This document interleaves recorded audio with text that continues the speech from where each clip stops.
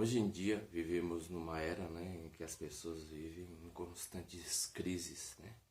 Crises existenciais e crises de escolha, né? De trabalho, o que fazer da vida ou o que fazer da sua história de vida, né?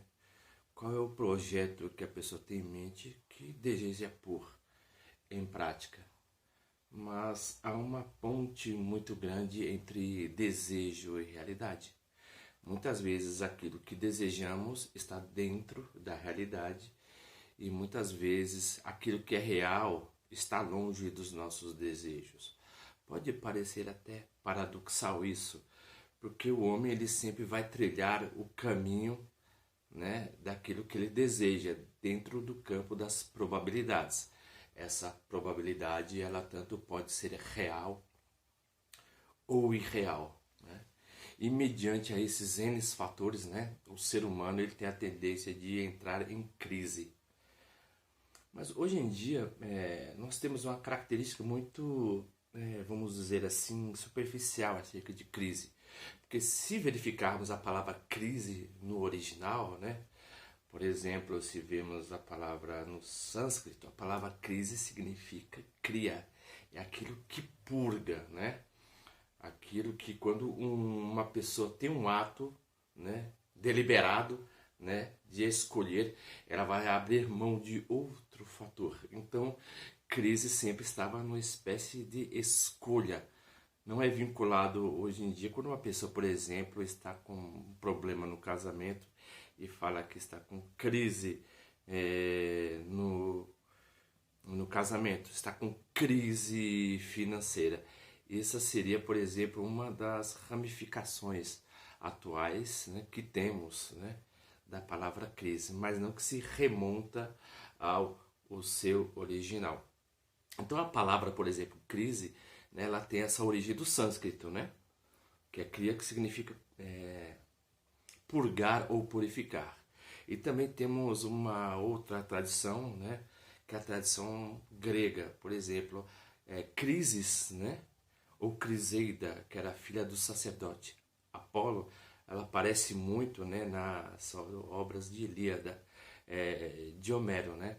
Ou seja, toda vez quando ela foi pegada, né, pelos marinheiros no conto épico da Ilíada, ela clamava a Apolo. E clamando a Apolo, Apolo intervia. Então ela clamava a Apolo, Apolo intervia e ele deliberava um ato que separava a Criseida, ou crise, das pessoas que lhe oprimiam. Então a palavra crise ele está remetida a esse sentido.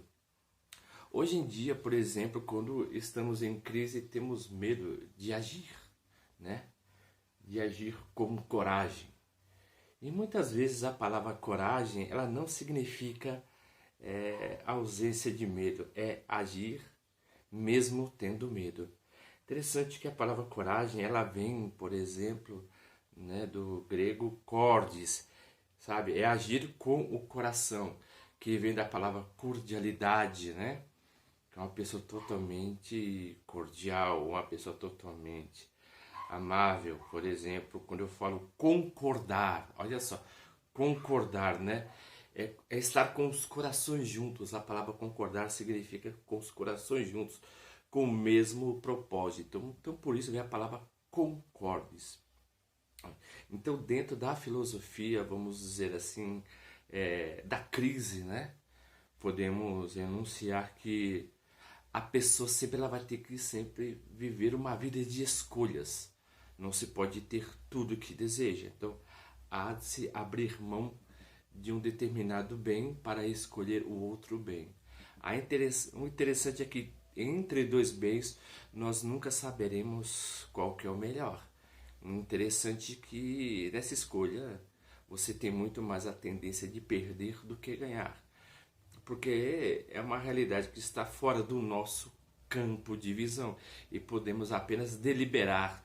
Se estivéssemos escolhidos o B em detrimento ao A, né, não sofreríamos tanto.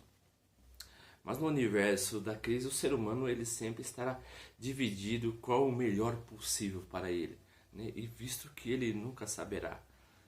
Interessante, se você escolher se deliberar a uma outra escolha, o seu universo talvez esse não seria o seu atual, que está reclamando, né? Ou então apenas conjecturando como o seu mundo estaria.